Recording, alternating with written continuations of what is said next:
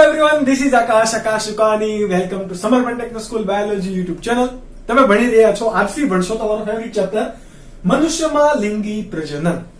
આજે મને ખ્યાલ છે કે આ બધા જ ચેપ્ટરના એટલે કે ચેપ્ટર નંબર 3 અને ચેપ્ટર નંબર 4 ના તમે બહુ બધા વ્યૂઝ દેવાના છો.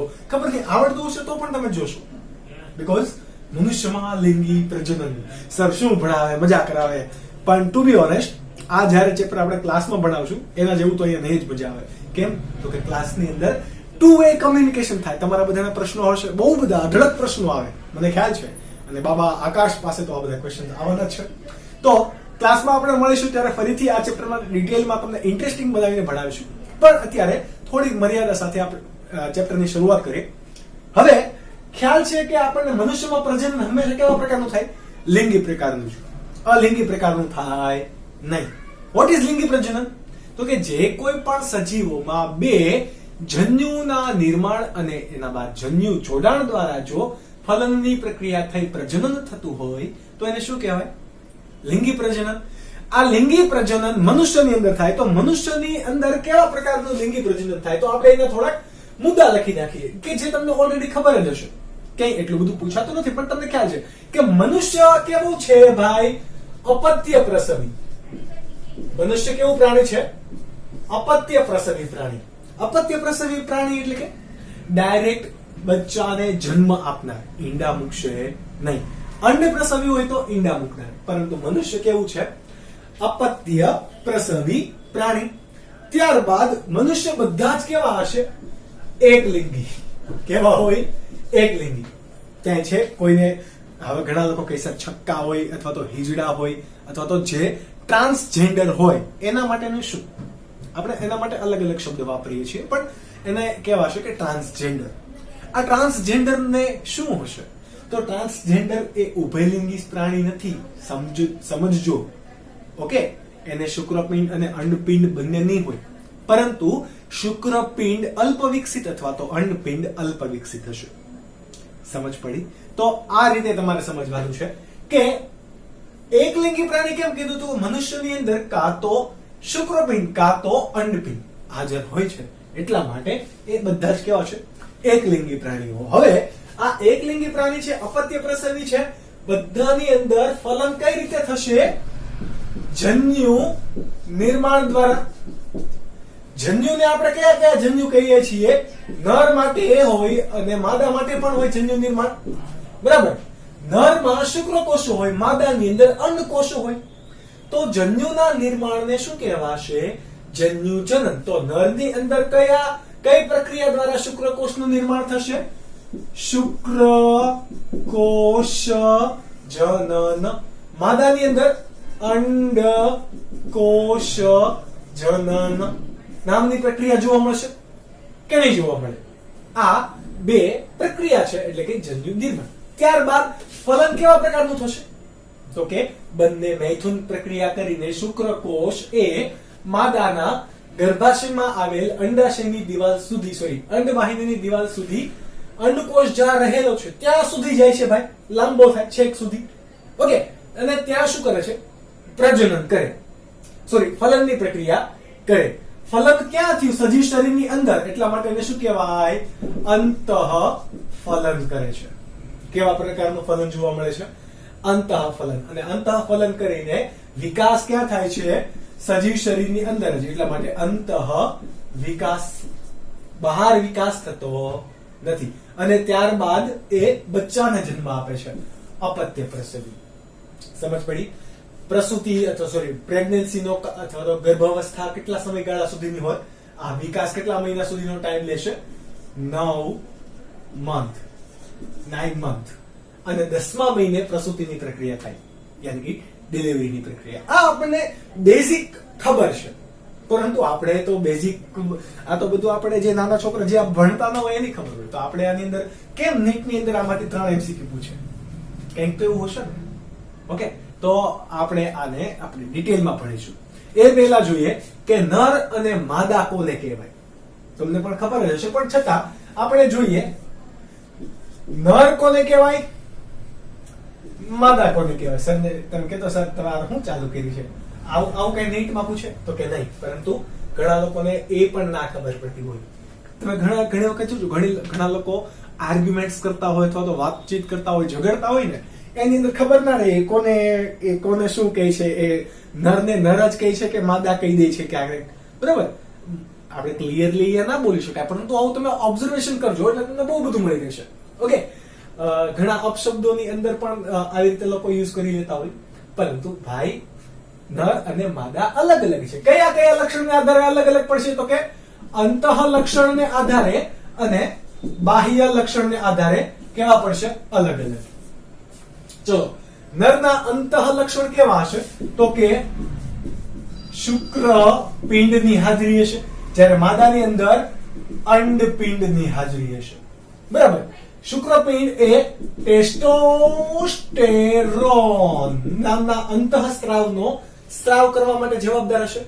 બરાબર. જ્યારે અંડપિંડની અંદર અંડપિંડમાંથી ઇસ્ટ્રોજન અને પ્રોજેસ્ટેરોન નામના અંતઃસ્ત્રાવોનો સ્ત્રાવ થશે.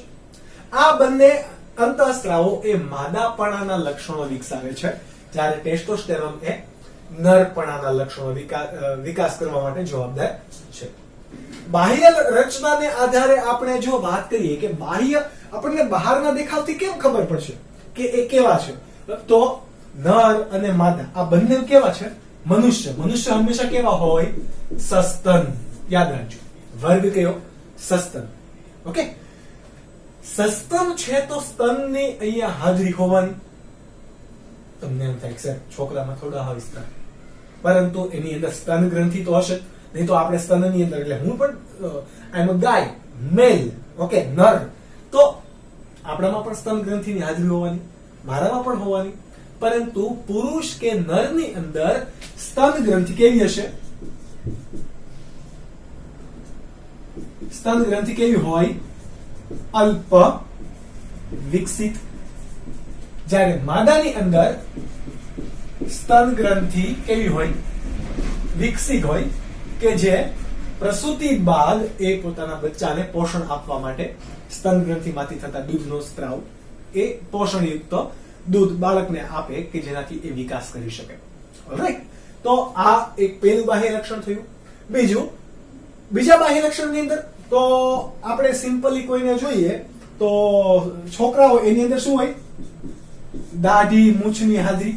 બરાબર. આની સિવાય શરીર પર વધારે વાળની હાજરી હોય કે ના હોય? જો કોઈ હોય છોકરીઓને એટલી મોટી રૂવાટી, તો કે ના હોય તો પણ એ લોકો વેક્સ કરાવી નાખે. કેમ? તો કે મુલાયમ ત્વચા. ઓકે, તો દાઢી મૂછની હાજરી. અવાજ કેવો હશે? ઘેરો અવાજ. બરાબર. આપણે કોઈને ફોન પર પણ સાંભળીએ, કોઈનું રેકોર્ડિંગ પણ સાંભળીએ, તો એમાંથી ખબર પડી જાય કે આ છોકરાનો અવાજ છે કે પછી છોકરીનો અવાજ. કેમ? કારણ કે માદાની અંદર અવાજ કેવો હશે? સાપેક્ષમાં તીણો. ત્યારબાદ સ્નાયુનો વધુ વિકાસ થયેલો હોય. કોની અંદર? નરની અંદર. મસલ, તમે જોજો મોટા ભાગે બોડી બિલ્ડર હોય, એવી ભલે લેડીઝ બોડી બિલ્ડર પણ હોય છે, પરંતુ એની અંદર એટલો બધો સ્નાયુનો વિકાસ પણ નહીં થયેલો હોય. અને નોર્મલમાં જોવા જઈએ તો સામાન્ય રીતે પુરુષની અંદર સ્નાયુનો વિકાસ કેવો હશે? વધારે થયેલો હોય. એનાથી ખડતલ ખંભાઓ, chest, shoulder, biceps, forearm, abs, back, legs, thighs, calves, આવું બધું બહુ બધું ડેવલપ થયેલું છે. જ્યારે લેડીઝની અંદર, એટલે કે માદાની અંદર, ફિમેલની અંદર આવું બધું હશે નહીં. રાઈટ? તો સ્તન ગ્રંથિનો વિકસિત હશે. આ બધાના અહીંયા કેવું ઓપોઝિટ તમે મૂકી દો તો શું થઈ જાય? માદાના લક્ષણો. સમજ પડી? તો આ એકદમ સિમ્પલ વસ્તુ છે. હવે આપણે શરૂઆત કરીશું. દર વખતે લેડીઝ ભલે ફર્સ્ટ હોય, પરંતુ આ વખતે આપણે શરૂઆત કરીશું નરથી.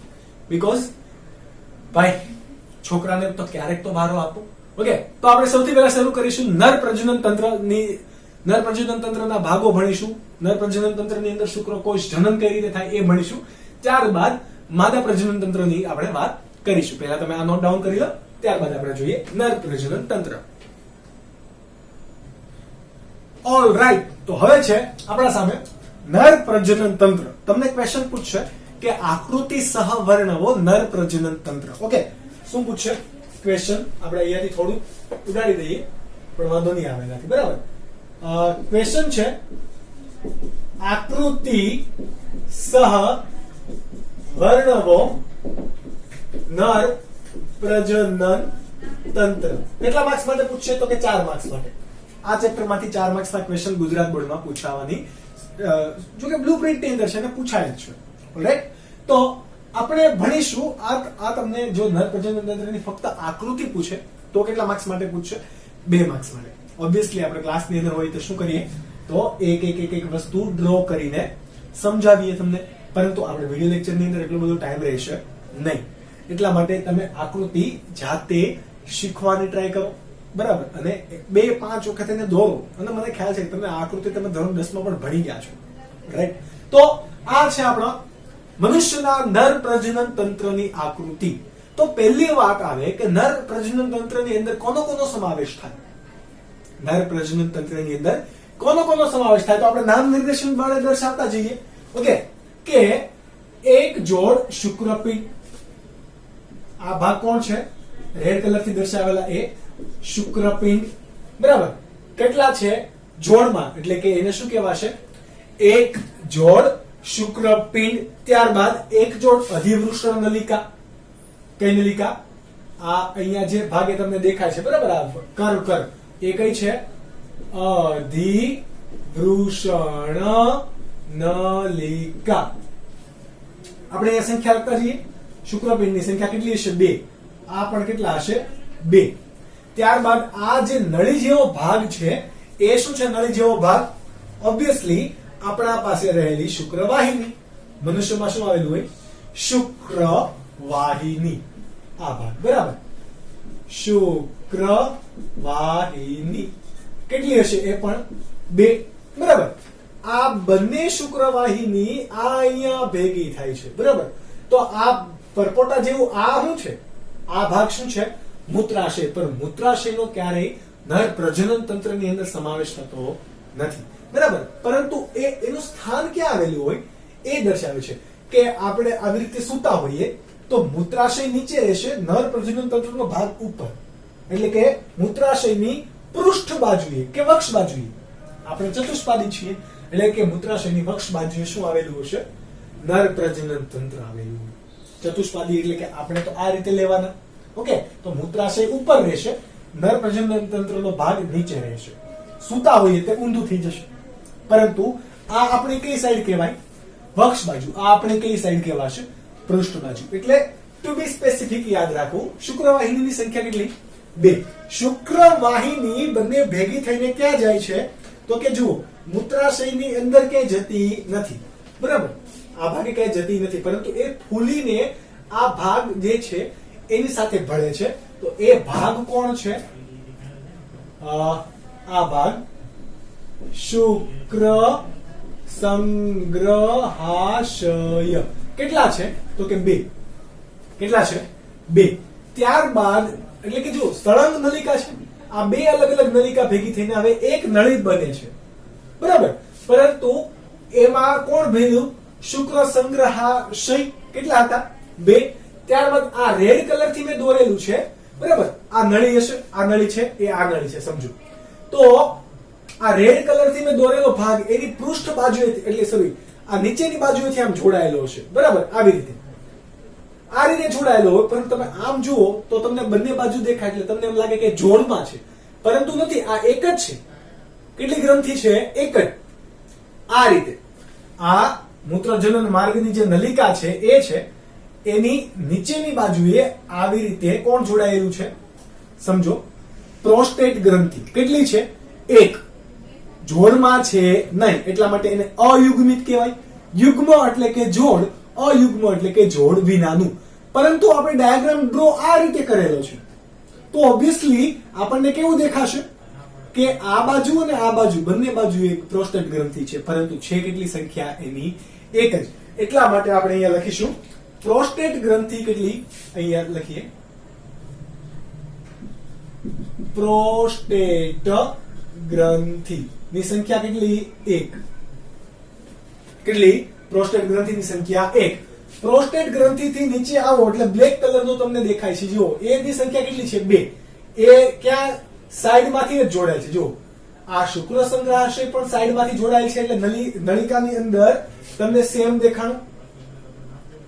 એવી રીતે આ બલ્બોયુરેથલ ગ્રંથિ બ્લેક કલરથી જે આપણે ડ્રો કરેલ છે આ શું છે? બલ્બોયુરેથલ ગ્રંથિ ની સંખ્યા પણ કેટલી? 2. બંને કઈ રીતે? પાર્શ્વ બાજુએથી જોડાય છે. ત્યારબાદ આ કોણ છે? મૂત્રાશય. મૂત્રાશયમાંથી મૂત્ર બહાર નીકળવા માટે એ પણ ખબર છે આપણને કે શિશ્નના માર્ગે જ બહાર નીકળશે. અને આપણે હવે એ પણ જાણીએ છીએ કે નર મનુષ્ય હોય એની અંદર મૂત્રજનન માર્ગો જોવા મળે. કેવો માર્ગ? મૂત્રજનન માર્ગ. એટલે કે મૂત્ર માર્ગ અને જનન માર્ગ બંને ભેગો થયેલો હોય. એટલે કે આ સમજો, ફરીથી આપણે સમજવાનું ટ્રાય કરીએ કે આ કયો ભાગ છે? આ જે ભાગ આવતો હતો ઉપરથી નલિકા આવતી હતી એ, બરાબર, આ એ ભાગ છે અને આ મૂત્રવાહિની છે. આ મૂત્રવાહિની હવે ડાયરેક્ટ કોની સાથે ભળે છે? ઉપરથી જે શુક્રવાહિનીઓ ભેગી થઈ એના દ્વારા. બંને ભેગી થઈને એક સંયુક્ત નલિકા બનાવે છે કે જેને શું કહેવાય? સ્ખલન નલિકા. શું કહેવાશે? સ્ખલન નલિકા. એટલે કે આ ભાગે કે જ્યાં મૂત્રાશયની અંદરથી આવતી નલિકા અને આ જનન માર્ગ બંને ભેગા થાય છે એ ભાગને શું કહેવાય? સ્ખલન નલિકા. ની સંખ્યા કેટલી હોય? 1. ઓકે. આ આગળ વધીને એ હવે મૂત્રના નિકાલ માટે પણ એક જ અને શુક્રકોષ કે વીર્યના સ્ત્રાવ માટે પણ એક જ નલિકા બને. એટલા માટે એને શું કહેવાશે? આ નલિકાને મૂત્ર જનન નલિકા. એની પણ સંખ્યા કેટલી? 1. પરંતુ આ મૂત્ર જનન નલિકા એ કોના વડે આવરિત હશે? તો કે સ્નાયુમય રચના કે જેને શું કહેવાશે? શિશ્ન. સમજ પડી ગઈ? તો આ જે રચના છે એને શું કીધું આપણે? ઓબ્વિયસલી નર પ્રજનન તંત્ર. નીચે શું લખશું? મનુષ્ય નું નર પ્રજનન તંત્ર. તમને સવાલ પૂછે તો એની અંદર તમારે આ દરેક ભાગોને વર્ણવવાના છે. પરંતુ આપણે અહીંયા નીટની વાત કરીએ છીએ તો નીટની અંદર અત્યારે પહેલા આપણે કોને ફોકસ કરીએ? ફક્ત શુક્રપિંડને જ. કેમ? તો કે તમને બહુ શોર્ટકટમાં આપેલું છે શુક્રપિંડનું, પરંતુ આપણે ડિટેલની અંદર એને ભણીએ. ઓલરાઈટ? એની આકૃતિ દોરીને પણ એ આકૃતિ તમને કઈ આપેલી નથી તો ઓબ્વિયસલી તમે તમારી નોટની અંદર ડ્રો કરી શકો છો, બીકોઝ એ તમને ઘણી જગ્યાએ યુઝફુલ થશે ડાયાગ્રામ સમજવામાં કે કોઈ પણ ક્વેશ્ચન્સને અટેમ્પ્ટ કરવા માટે. ઓલરાઈટ? ચલો, આ વાત થઈ ગઈ કોની? નર પ્રજનન તંત્રની. આવા બધા જ ભાગો આવી ગયા કે નહીં? તો હવે તમારે કેવું હોય કે નર પ્રજનન તંત્ર કોનું બનેલું હોય? તો શુક્રપિંડ, એક જોડ શુક્રપિંડ, એક જોડ અધિવૃષણ નલિકા, એક જોડ શુક્રવાહિની, એક જોડ શુક્ર સંગ્રહાશય, એક પ્રોસ્ટેટ ગ્રંથિ, એક જોડ બલ્બોયુરેથલ ગ્રંથિ, સ્ખલન નલિકા, મૂત્રજનન માર્ગ અને શિશ્નનું બનેલું હોય છે કે નહીં? હવે આ પૈકી દરેકે દરેક ભાગોને તમારે એક એક એક કરીને વર્ણવવાના શરૂ કરવાના. એ પૈકી આપણે કયો સૌથી પહેલા વર્ણવીશું? શુક્રપિંડ. તો કે આ શુક્રપિંડને આપણે આ શુક્રપિંડને આપણે અહીંયા ઝૂમ કરેલું છે, બરાબર? આ શુક્રપિંડને ઝૂમ કરો તો કેવું દેખાશે? તો કંઈક આવું, બરાબર? એનો આપણે શુક્રપિંડ હોય એનો આપણે આડછેદ લીધો છે એટલે એની અંદર નલિકાઓની રચના, આવરણ, બાવરણ બધું જ તમને દેખાશે કે નહીં? હજી તમારે પૂછવું, હજી તમારે એક વસ્તુ લખવું હોય તો એક લખી શકાય કે આ શુક્રપિંડ ક્યાં આવેલા હોય, એનું સ્થાન ક્યાં હોય? અધિવૃષણ કોથળીની અંદર કે વૃષણ કોથળીની અંદર. યાદ રાખજો, અધિવૃષણ એ નલિકા છે જ્યારે વૃષણ કોથળી એ એક શુક્રપિંડનું સ્થાન છે. ઓલરાઈટ? ચલો, હવે આ નર પ્રજનન તંત્ર તમારે સળંગ જ વર્ણવવાનું છે, પરંતુ આપણે નીટના હેતુ થઈને આપણે શુક્રપિંડને ડિટેલમાં વર્ણવી. તમારે જો સવાલ પૂછાય 4 માર્ક્સની અંદર તો શુક્રપિંડ, ત્યારબાદ આ બધી નલિકાઓ બધું જ તમારે સંયુક્ત રીતે વર્ણવવાનું છે, જેમાં આવા કોઈ ડાયાગ્રામ્સ દોરવાના છે નહીં. હજુ આપણે એક ડાયાગ્રામ્સ ડ્રો કરશું, ઓકે, શુક્રોત્પાદક નલિકાનો, એ પણ તમારે કંઈ ડ્રો કરવાનો છે નહીં. પણ જો તમને 2 માર્ક્સ કે 3 માર્ક્સની અંદર ડિટેલમાં પૂછે કે વર્ણવો શુક્રપિંડ, બરાબર. તો એની આ આકૃતિ નથી દોરવાની, બીકોઝ આ મેં નીટ માટે અહીંયા દોરેલી છે કે જેનાથી તમે સમજી શકો. હવે તમારે જે ઓરિજિનલી ભણવાનું છે એ ફક્ત શુક્રપિંડ વિશે આપણે વાત કરીએ. ઓકે, તો તમને અલગથી ક્વેશ્ચન પૂછી શકે કે શુક્રપિંડ, ટૂંક નોંધ લખો શુક્રપિંડ, અથવા તો શુક્રપિંડ વિશે સવિસ્તર માહિતી આપો, વગેરે વગેરે. શુક્રપિંડનો સૌથી પહેલા આપણે શું જોઈએ? સ્થાન. સ્થાન ક્યાં આવેલું હોય? વૃષણ કોથળીની અંદર. ક્યાં આવેલું હોય? વૃષણ કોથળીની અંદર.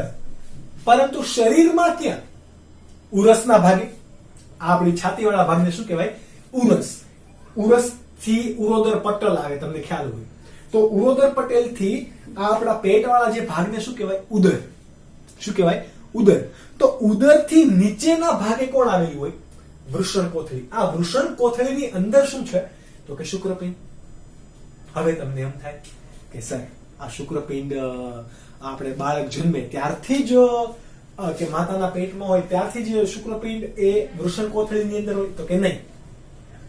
શુક્રપિંડનો વિકાસ ક્યાં થશે? ઉદરની અંદર. ઉદર એટલે કે શરીરની અંદર થશે, ઉદરના ભાગે. પરંતુ જ્યારે વિકાસ થઈ જાય એટલે એ શુક્રપિંડ ક્યાં આવી જશે? ક્યાં આવી જાય? વૃષણ કોથળીની અંદર. સમજ પડી? આ વૃષણ કોથળીનું તાપમાન કેવું હશે? તો કે વૃષણ કોથળીની અંદર તાપમાન સામાન્ય રીતે 2 થી 2.5 અંશ સેલ્સિયસ જેટલું ઓછું તાપમાન જોવા મળે. કેટલું? 2 થી 2.5 અંશ સેલ્સિયસ જેટલું ઓછું તાપમાન હોય. તમે 3 અંશ સેલ્સિયસ પણ કહી શકો. કેમ વૃષણ કોથળીની અંદર આવું? અને શા માટે શુક્રપિંડ વૃષણ કોથળીની અંદર જોવા જ મળે?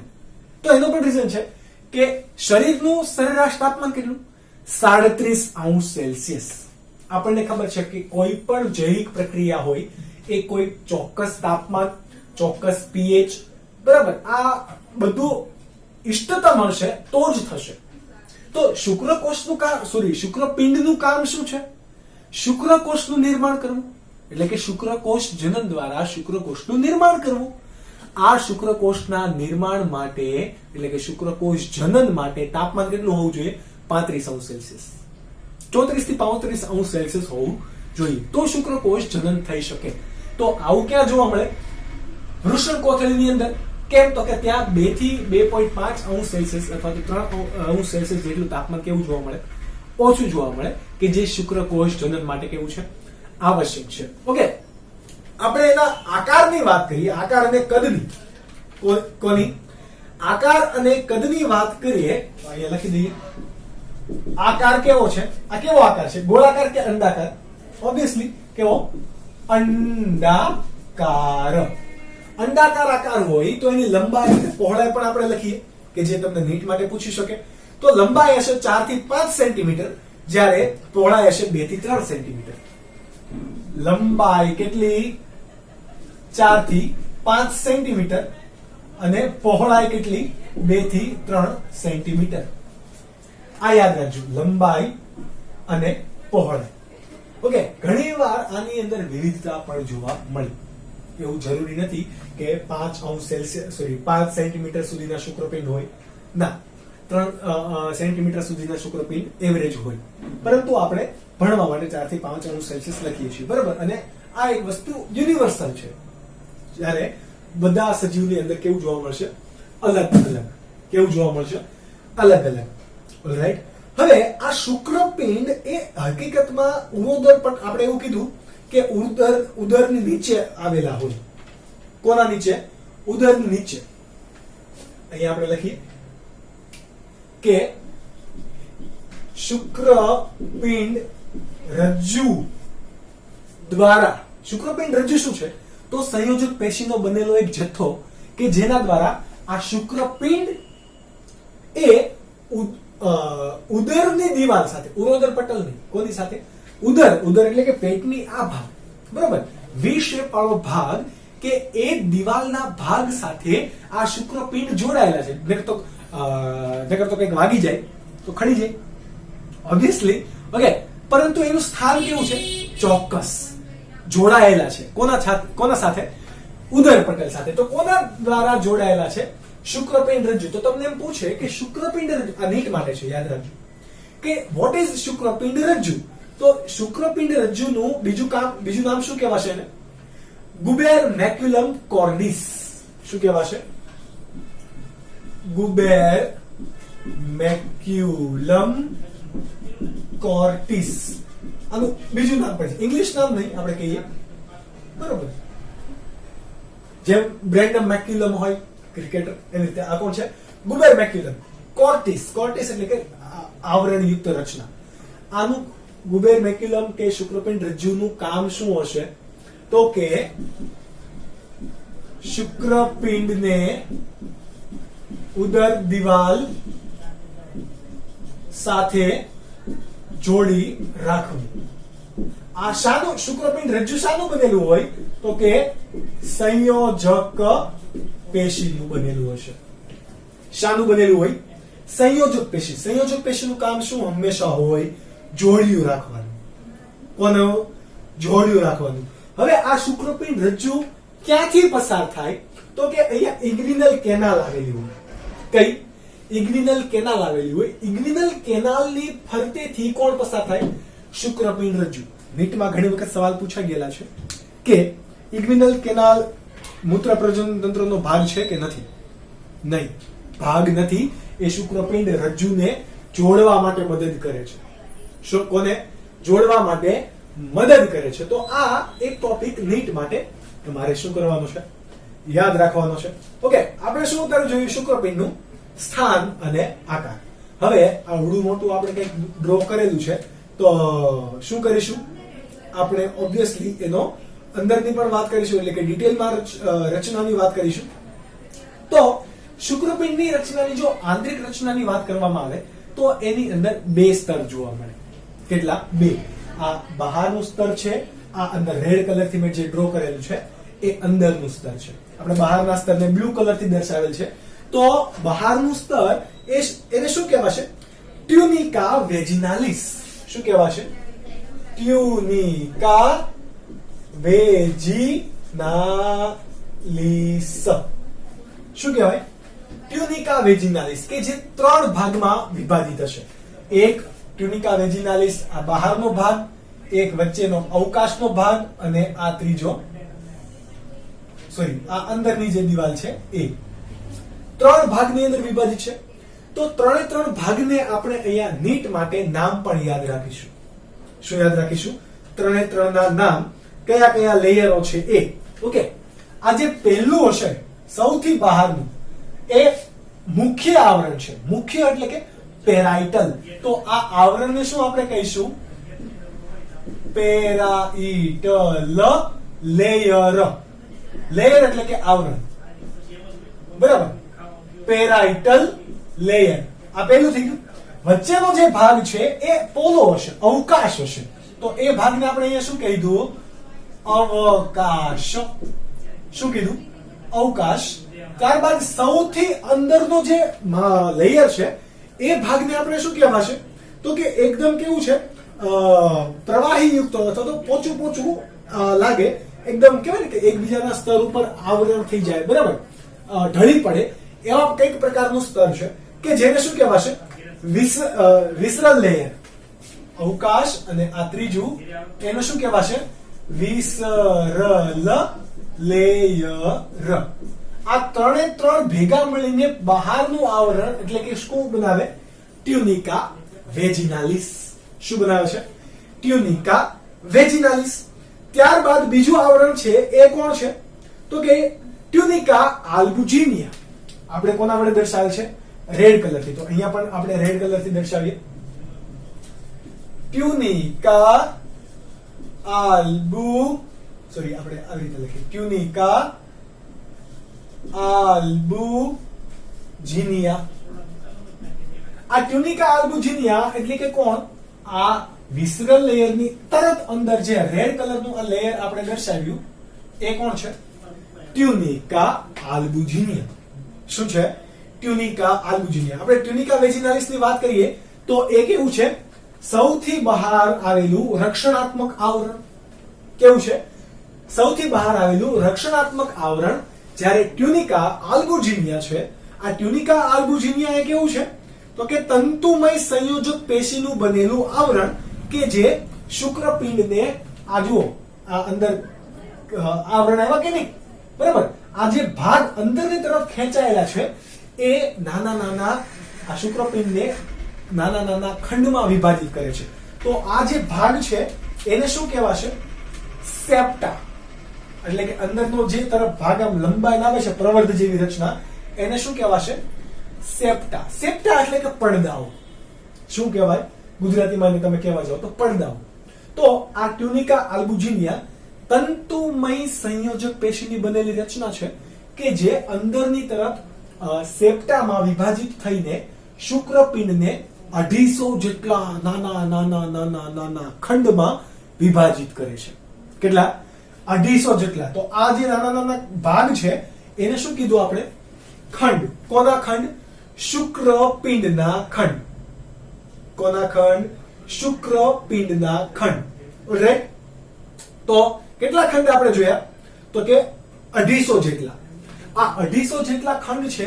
આ ખંડ આપણે અહીંયા લખી દઈએ, બ્લેક કલર થી આપેલ છે, બરાબર, કે આ ભાગને શું કહેવાશે? આ આખો ભાગ, બરાબર.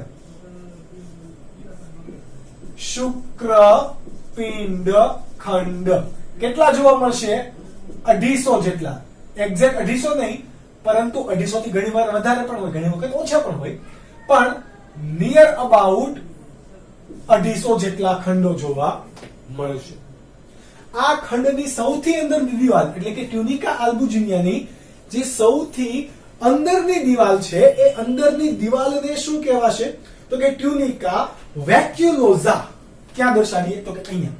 આ જુઓ, સૌથી અંદરની દિવાલ છે એટલે કે આપણે આ રીતે દર્શાવીએ જેથી ખબર પડે કે સૌથી અંદરની દિવાલ શુક્રપિંડના ખંડની દિવાલ એ શાની બનેલી હશે? એ પણ સંયોજક પેશીની જ બનેલી હશે, તંતુમય સંયોજક પેશીની જ, પરંતુ એનું નામ શું છે? ટ્યુનિકા વેક્યુલોઝા. આ નીટ માટે યાદ રાખવાનું છે તમારે બધું જ. નામ શું આપ્યું તમે? ટ્યુનિકા વેક્યુલોઝા. કેટલા ખંડની આપણે વાત કરી હતી? તો કે 250 જેટલા ખંડ. આ 250 જેટલા ખંડની અંદર આ બહારની રચના થઈ ગઈ. હવે આ ખંડની અંદર શું આવેલું છે એ. ઓલરાઈટ. તો આ વસ્તુ તમે ફક્ત ખાલી નોટ ડાઉન કરી લેજો, કારણ કે હું એ અહીંયાથી રિમૂવ કરું છું આ રીતે.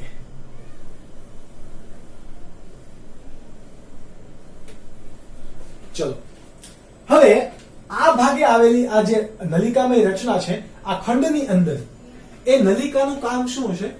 શુક્રકોષોનું ઉત્પાદન કરવું. શું? શુક્રકોષોનું ઉત્પાદન કરવું એ નલિકાનું કામ છે. એટલા માટે એ નલિકાઓને શું કહેવાશે? શુક્રોત્પાદક નલિકા. કઈ? શુક્રોત્પાદક નલિકા. આપણે અહીંયા દર્શાવીએ, ચાલશે ત્યાં દર્શાવીએ, વાંધો નહીં. આપણે થોડું અલગથી દર્શાવીએ જેનાથી ખબર પડે. આની અંદર આવેલી નલિકાને શું કહેવાય? શુક્રોત્પાદક નલિકા. સૌથી સૂક્ષ્મ હશે. બધી નલિકાની વાત કરીએ એ પૈકી સૌથી પહેલા આપણે કોની વાત કરીશું? આપણે નંબર આપતા જઈએ. 1 નંબર શુક્રોત્પાદક નલિકા. આ એક ખંડની અંદર કેટલી આવેલી હોય? સરેરાશ 3 થી 4 જેટલી આવેલી હોય. તો એક શુક્રપિંડની અંદર કેટલી આવેલી હોય એ ગણો. એક શુક્રપિંડની અંદર 250 જેટલા ખંડ, એકની અંદર 3 થી 4 જેટલી આવેલી હોય. તો કેટલી શુક્રોત્પાદક નલિકા હશે? એક શુક્રપિંડની અંદર નિયર અબાઉટ 750 થી 1000 જેટલી શું આવેલી હોય? એક શુક્રપિંડની અંદર શુક્રોત્પાદક નલિકા. યાદ રાખજો. કેટલા? 750 થી 1000 જેટલી શું આવેલી હોય? એક જ શુક્રપિંડની અંદર. હોય બે, પરંતુ એમાંથી આપણે એકની વાત કરીએ છીએ. શુક્રોત્પાદક નલિકા. હા, શુક્રોત્પાદક નલિકા 2 થી 3. એક દરેક ખંડની અંદર કેટલી? 2 થી 3, પરંતુ 250 ખંડ છે એટલે કે એને ગુણ્યા આપણે શું કરીએ? 250. તો કેટલી મળે? 8. ઓકે, હવે આ બધી શુક્રોત્પાદક નલિકાઓમાંથી શુક્રકોષો ઉત્પન્ન થશે. એનું કામ છે શું? શુક્રકોષોનું ઉત્પાદન કરવું. તો આ કઈ રીતે ઉત્પાદન કરશે, એની રચના શું હોય એ પણ ભણવી પડે કે નહીં? યસ. પરંતુ એ પહેલા આપણે બધી નલિકાનો ક્રમ જોઈ લઈએ. ત્યારબાદ શું કોને જોઈએ? શુક્રોત્પાદક નલિકાની આંતરિક રચના જોઈએ. ઓલરાઈટ, આ સમજવા માટે. બાકી તમારે લખવાનું છે શુક્રોત્પાદક નલિકા, તો એની સાથે કન્ટિન્યુમાં જ લખવાનું. ઓકે, શુક્રોત્પાદક નલિકા એ અહીંયા વિભાજન પામી. જો આ ખાનાની બહાર આવતી કઈક નલિકાઓ છે, તો એની અંદર જશે. એ નલિકાઓને શું કહેવાશે? તો કે શુક્રવાહિકા. શું કહેવાય?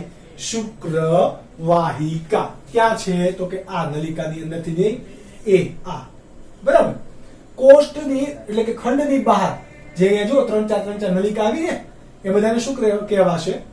અહીંયા દર્શાવીએ. હજી 2 નંબર આપીએ અને 1 નંબર આપ્યો. આ 2 નંબર એટલે કે કોણ? શુક્રવાહિકા. કોણ? શુક્રવાહિકા. આ શુક્રવાહિકા બધી ભેગી મળી જાય. કેવી? શુક્રવાહિકા બધી ભેગી મળી જાય અને શેમાં રૂપાંતરણ કરે છે? આ શુક્રવાહિકા ક્યાંથી ઉત્પન્ન થશે? તો કે શુક્રોત્પાદક નલિકા એ શુક્રોત્પાદક નલિકા શુક્રકોષને ક્યાં લઈને આવશે? શુક્રવાહિકામાં. એ પણ તમે કહી શકો એટલે ક્રમ અહીંયાથી આમ જશે. શુક્રકોષો શુક્રોત્પાદક નલિકામાં ઉત્પન્ન થઈને શુક્રવાહિકામાં ગયા. હવે આ શુક્રવાહિકા એ આગળ ભેગા થઈને શું બનાવે છે? રેટે શુક્રપિંડ. શું બનાવે છે? રેટે શુક્રપિંડ. ખાલી આપણે નામકરણ કરીએ, એના વિશે બધું પછી ભણશું. બરાબર? એટલે કે આ ત્રીજો ભાગ છે. બરાબર? ક્યાં આવેલો છે? આપણે બ્લુ કલર થી દર્શાવીએ તો વધારે ખબર પડશે. બરાબર? આ ભાગ 3 નંબર એને શું કહેવાશે? કે જે સંયુક્ત રીતે ભેગા જોડાયેલા છે એને કહેવાય રેટે શુક્રપિંડ. આ રેટે શુક્રપિંડ માંથી બધી આ નલિકાઓ ભેગી થઈને આવી રીતે વક્રાકાર રીતે બધી બહાર નીકળે છે. એને શું કહેવાશે? અધિવૃષણ નલિકા. આ બધી શું છે? તો એને આપણે આપીએ કયો નંબર? 4થો નંબર. એને શું કીધું? અધિવૃષણ નલિકા. કઈ નલિકા? અધિવૃષણ નલિકા. અધિવૃષણ નલિકા સંયુક્ત રીતે આમ ભેગી થઈને એક વ્યવસ્થિત સીધી નલિકામાં ફેરવાય છે. એ 5મા નંબરની નલિકા. એટલે કે એ કઈ? શુક્ર નલિકા. કઈ? શુક્ર નલિકા. શું કહેવાશે ને? શુક્ર નલિકા. તો આપણે એને શું કહીએ છીએ? શુક્રવાહિની. શુક્રવાહિની એ ક્યાં છે? તો કે આ રહી શુક્રવાહિની. છે કે નહીં? ઓકે, તો જુઓ આની અંદર એટલી બધી વિવિધતા છે. આ આટલું અમથું છે. કેટલું? 4 થી 5 સેન્ટીમીટર લાંબુ, 2 થી 3 સેન્ટીમીટર પહોળું. એની અંદર 250 ખાના. 250 ખાનાની અંદર એક ખાનાની અંદર 3 નળી. હજી આપણે એની રચના તો ભણવાના છીએ. ઓકે, કે શુક્રોત્પાદક નલિકાની આંતરિક રચના કેવી હોય એ તો હજી આપણે જોવાના છીએ. કારણ કે શુક્રપિંડ જે આખું આપણે પૂરું નથી થયું. આપણે હજી ક્યાં શુક્રોત્પાદક નલિકા સુધી જ વાત કરી છે. આ રેટે શુક્રપિંડ શુક્રવાહિકા સુધી જ. રેટે શુક્રપિંડ થી આપણે એ નેક્સ્ટ લેક્ચર ની અંદર વાત કરીશું. પણ પહેલા આ તમારે યાદ રહેવું જોઈએ. ઓકે, તમે વિડિયો પોઝ કરીને તમે આ ડાયાગ્રામ અને નામકરણ નોટ ડાઉન કરી શકો છો. બીકોઝ હવે આપણે જે ડ્રો કરવાના છીએ એ શું હશે? તો કે આ જે શુક્રોત્પાદક નલિકા છે બહુ ગૂંચળામય હશે, એની રચના જોવાના છીએ. સમજ પડી કે નહીં? તો તમે વિડિયો પોઝ કરીને આને શું કરી શકો? નોટ ડાઉન કરી શકો છો. ત્યારબાદ છે શુક્રોત્પાદક નલિકા. આપણે એવું ભણી ગયા કે શુક્રોત્પાદક નલિકા દરેક ખંડની અંદર કેટલી આવેલી હોય? 2 થી 3 પર ખંડ. એટલે કે દરેક ખંડ દીઠ કેટલી હોય? 2 થી 3. અને શુક્રપિંડની અંદર 750 થી 1000 જેટલી સંખ્યાની અંદર જોવા મળે. કે જેનું કાર્ય શું હતું? શુક્રકોષોનું નિર્માણ. આ શુક્રકોષો એટલે કે આપણા કોણ? નરજન્યુ. નરજન્યુ હંમેશા કેવા હોય? એકકીય. કેવા હોય? એકકીય. ઓકે, તો આપણે આ જે બધી ગૂંચળામય નલિકા હતી ને એમાંથી નાનો અમથો એક ચોરસ છેદ લઈને આપણે રચનાને ઝૂમ કરીને જોઈએ, રાઈટ? તો આ બધા ભાગની અંદર પણ શું આવેલું હશે? આવી રીતે આ બધા શું છે, જે મોટા સૌથી બહારના જે કોષો છે મોટા આકારના, એ બધા શું છે? જનન અધિચ્છદના કોષો, અથવા તો એને શું કહેવાય?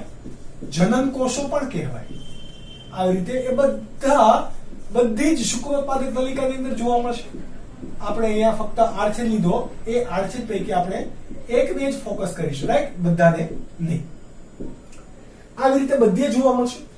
આ બધા પૈકી આ એકમાં ઝૂમ થઈને આપણે જો, કારણ કે એક તો કદ નાનું હશે. કેવું હશે? કદ નાનું. ઓકે, તો એમાં બે પ્રકારના કોષો જોવા મળે છે. કેવા? બે પ્રકારના કોષો. શુક્રોત્પાદક નલિકાની અંદર બે પ્રકારના કોષો જોવા મળશે. એક આપણે જે બ્લુ કલર થી મોટા મોટા અહીંયા જે ડ્રો કરેલા છે એને આપણે અહીંયા કહીએ જનન અધિચ્છદ. શું કીધું આપણે? જનન અધિચ્છદ. અને એની અંદર આ જે રેડ કલર થી જે ડ્રો કરેલું છે ને એને કહીએ સર્ટોલી કોષ. આ શુક્રોત્પાદક નલિકાની અંદર છે. હવે શુક્રોત્પાદક નલિકા, આ બધી શુક્રોત્પાદક નલિકા છે, તો આ શુક્રોત્પાદક નલિકાની વચ્ચે પણ જો કઈ કોષ રહેલા છે કે નહીં, તો એને શું કહેવાશે? આ બ્લેક કલર થી આપણે જે ડ્રો કર્યા એ, આ બ્લેક કલર થી જે ડ્રો કર્યા એ કોણ છે? આપણા લેડિંગના કોષો. લેડિંગ અથવા તો એને બીજું કહેવાય આંતરાલીય કોષો. તો અહીંયા ત્રણ પ્રકારના કોષો હશે કે જે શુક્રકોષોનું નિર્માણ કરવા માટે જવાબદાર હશે. સૌથી પહેલા વાત કરીએ જનન અધિચ્છદ. તો જનન અધિચ્છદના કોષો કેવા હશે? દ્વિકીય. દ્વિકીય એટલે કે 2n, બરાબર? તો આ જનન અધિચ્છદના કોષો એટલે કે જનન કોષો કહેવાશે. અધિચ્છદ કોને કહેવો? તો અધિચ્છદ એક પેશીનો પ્રકાર છે. અધિચ્છદીય પેશી યાદ કરો કે નહીં? તો આ જનન કોષો ભેગા મળીને એક આવરણ બનાવે છે કે જેને શું કહેવાય? આ આખા આવરણને જનન અધિચ્છદ. આ જનન અધિચ્છદ પૈકી આ એક કોષને શું કહેવાશે? જનન કોષ. આ જનન અધિચ્છદની અંદર જનન કોષો કેટલા સ્તરની અંદર હશે? 4 થી 8 સ્તરોની અંદર વિભાજિત હશે. કેટલા સ્તરો હોય? 4 થી 8 સ્તરોની અંદર આવેલા હોય. કે જનન કોષ, આ જનન કોષ કેવો હોય? દ્વિકીય, કે જેની અંદર શુક્રકોષ જનનની પ્રક્રિયા થઈને અહીંયા જો વચ્ચે શું બનેલા છે? શુક્રકોષો બન્યા છે. કોણ બને છે? આ આવી રીતે મોટા કોષોથી નાના નાના નાના નાના થઈને આ તો શુક્રકોષ. હવે કારણ કે માર્કર જાડી છે, બરાબર, એનાથી આપણે ઝીણું દોરી શકીએ નહીં, એટલા માટે અહીંયા તમને કદાચ જાડું દેખાય, પરંતુ આ કેવા હોય? મોટા. તો એ કોણ છે? શુક્રકોષો. કોણ છે? શુક્રકોષો. તો આ જનન કોષનું કામ આપણે પહેલા ભણી લીધું કે જનન કોષનું કાર્ય શું હશે? તો કે 4 થી 8 સ્તરોમાં ગોઠવાયેલા હોય અને સતત કોષ વિભાજન દ્વારા અર્ધીકરણ કરીને, કોષ વિભાજન કરીને, પહેલા કોષ વિભાજન કરીને આ એક સ્તરમાંથી એમાં ઘણા બધા સ્તરો બનાવશે. ત્યારબાદ એમાં અર્ધીકરણ થશે, એટલે કે એક જનન કોષની અંદરથી અર્ધીકરણ થઈ, અર્ધીકરણ 1 અને અર્ધીકરણ 2 આપણે આવી રીતે લખીએ. અર્ધીકરણ 1 અને 2 થઈને પરિણામે 4 શુક્ર કોષો બને. આ શુક્રકોષ એ શુક્રોત્પાદક નલિકાના પોલાણની અંદર જોવા મળે, એટલે કે વચ્ચેના ભાગે, કે જ્યાં સંગ્રહ થશે અને ત્યાંથી વહન પામીને ક્યાં જવાનું હતું? શુક્રવાહિકામાં. ક્યાં જતા હતા? શુક્રવાહિકામાં, કે જે દરેક ખંડમાંથી બહાર નીકળતી નલિકા હતી. ઓલરાઈટ, તો આ છે શુક્રકોષો. પરંતુ જે પ્રક્રિયા દરમિયાન જનન કોષમાંથી શુક્રકોષ બનતું હશે તો એમાં કોષ વિભાજન થવાનું છે, અર્ધીકરણ થવાનું છે, તો એને પોષણની જરૂરિયાત રહેશે કે નહીં રહે? તો પોષણની જરૂરિયાત કોણ પૂરી પાડશે? સર્ટોલી કોષ. એટલે કે શુક્ર કોષ જનન દરમિયાન શું બનાવશે? શું પોષણ, શું પૂરું પાડે? પોષણ પૂરું પાડે. ક્યાં આવેલા છે?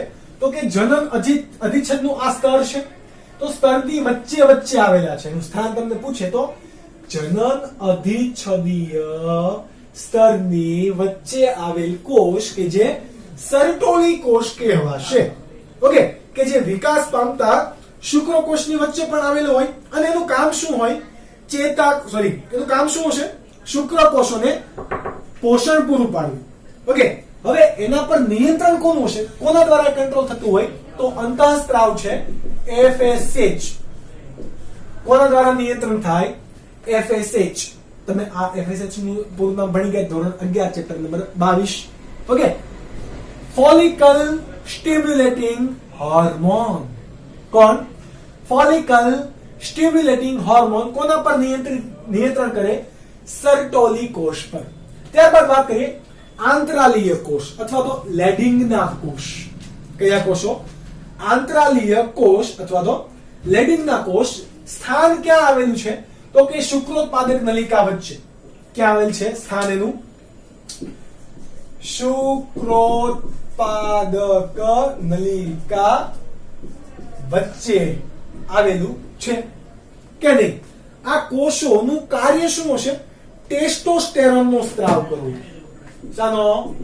ટેસ્ટોસ્ટેરોન નો સ્ત્રાવ. What is testosterone? તો કે નર જાતીય અંતઃસ્ત્રાવ છે. આ નર જાતીય અંતઃસ્ત્રાવનો સ્ત્રાવ કોણ કરશે? શુક્રકોષ. તો કે નહીં. કોણ કરે? લેડિંગના કોષ અથવા તો આંતરાલીય કોષ કે જે ક્યાં આવેલા છે? શુક્રપિંડની અંદર, પરંતુ શુક્રોત્પાદક નલિકાની બહાર.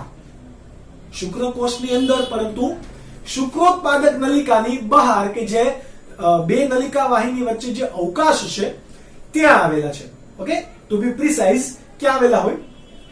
બે શુક્રોત્પાદક નલિકાની વચ્ચે. અહીંયા કયો અંતઃસ્ત્રાવ કાર્ય કરશે? તો ICSH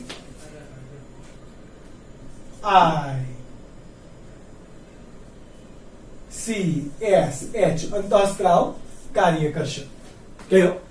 ICSH કે જે ટેસ્ટોસ્ટેરોનનો સ્ત્રાવ કરવા માટે જવાબદાર હશે. ICSH ને બીજું તમે LH પણ કહી શકો. શું કહી શકો?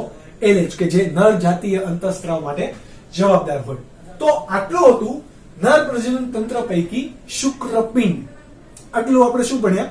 શુક્રપિંડ. હજી આપણે જે બીજી બધી નલિકા છે એના ભાગો, આની સિવાય નર પ્રજનન તંત્રની અંદર સહાયક પ્રજનન ગ્રંથિઓ છે એ ભાગો, ઓકે, એ ભણીશું લેક્ચર નંબર 2 ની અંદર.